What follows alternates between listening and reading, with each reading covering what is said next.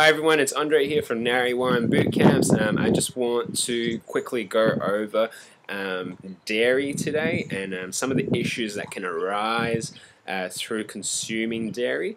A lot of people have issues with dairy. It's very common nowadays to speak to someone and for them to tell you, oh, I have I'm lactose intolerant.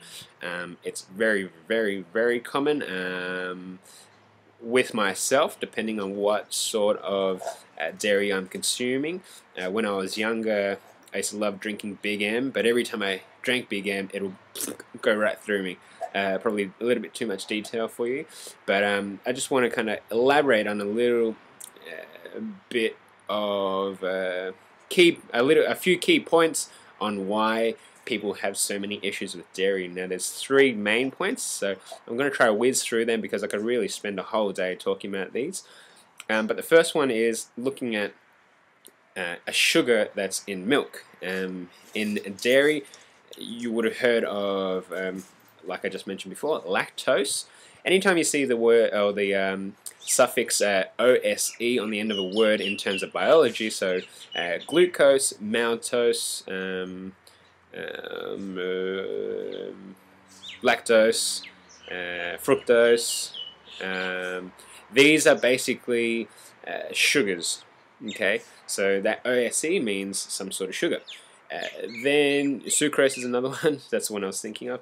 Then you've got the other suffix or the counter suffix or the opposite, which is ASE, and that usually is, in terms of biology, is relating to some sort of protein enzyme. So lactose has an enzyme naturally in milk, and we produce it ourselves up until around the age of 7, called lactase. Now lactase, as you can guess, is an enzyme that helps you break down lactose. The problem with proteins is when you heat a protein up, it begins to break up and denature. And that's what happens to the lactase when you pasteurize the milk. So you've still got the lactose and it's still in the milk, but you don't. Suddenly the milk doesn't have the lactase to help you break it down. Humans produce lactase up until around the age of roughly around 7 years old, and that's when it kind of tapers off as you get older, mainly because we're not biologically designed to be consuming dairy products after the age of 7. So you can see where the problem happens. Most people don't do very well on dairy because we don't have the ability to break down some of these sugars that are in the dairy, because a lot of the enzymes needed to break these sugars down have been removed. Or not so much removed, but destroyed. The second issue is that dairy is quite mucus forming. It's one of the most potent mucus forming, or one of the most common mucus forming foods consumed by people. Especially in Western societies, you've got your breakfast cereals, your lattes, your all this sort of thing that you have throughout the day, or your chocolate milks, your up and goes, and all that sort of stuff. So a lot of these foods, or a lot of these dairy-based products, are very mucus-forming. The problem can arise with mucus is that it can cause. Basically, if you imagine, we'll look at it from a Chinese medicine perspective, which is my area. If you've got a little puddle of water sitting on the ground, and the puddle of water just sits there all day, it can cause a lot of issues. And now put that puddle of water inside your body, it can cause a lot of issues when you get phlegm retention, especially throughout the respiratory tract, which is obviously the area that's often affected. If you think back to the last time you had some milk or ice cream or like a milk-based cereal or something like that, you'll notice that you get a lot of the phlegm retention through your respiratory tract, and sometimes that can cause a lot of issues there for some people. It just really depends on on your body and how your body reacts. I know some people react quite severely to that, whereas some people don't notice it at all. Third issue, which can get a little bit technical, so I won't go into too much detail, but basically revolves around, a lot of people have heard about but don't know the difference between A1 and A2 milks. This we could talk about for hours and hours and hours on end. But basically, like I mentioned before, you've got something called a protein.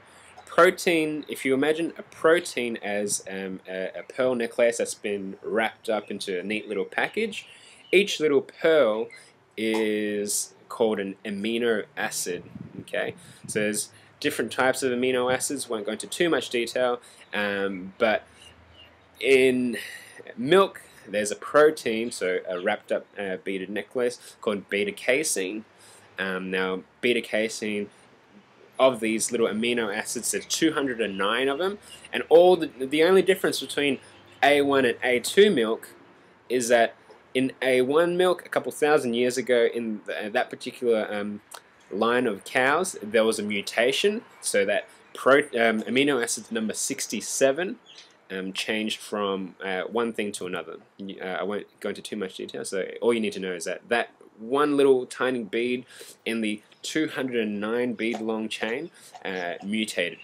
Okay, what that caused is over time that mutation's been passed along, and now that A1 I guess it's that A1 line of milk is something that a lot of people can't deal with through their digestive system, basically because once you chop that protein up from that point, that particular amino acid makes the protein quite weak.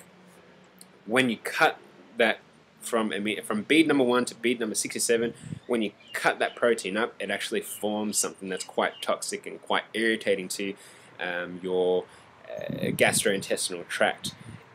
In A2 milk, that mutation doesn't exist, and the protein stays together and doesn't form this new type of protein that causes a lot of issues in a lot of people. That's all I'll kind of go into about that.